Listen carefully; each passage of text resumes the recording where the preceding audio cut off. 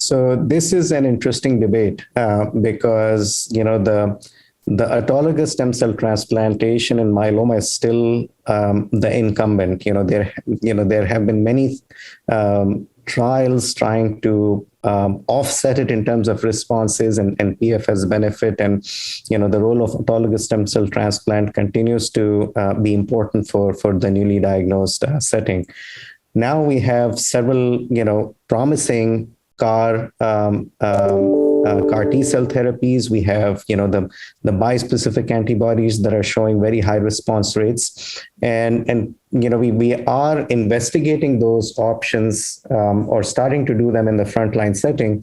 But the debate that I'm going to have with, Professor, Keong is, whether these T-cell directed redirection therapies are going to replace autologous stem cell transplant. I am assigned, the role of saying no. That change will not happen in the next 5 years. So my job will be to share, the wealth of data in favor of autologous stem cell transplant, and really, the key issues are.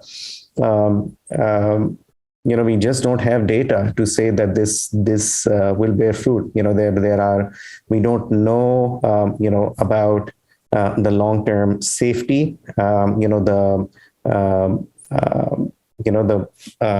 the off-target effects of these, T-cell redirecting strategies. The other important aspect will be the applicability and scaling of these technologies to global myeloma care, right?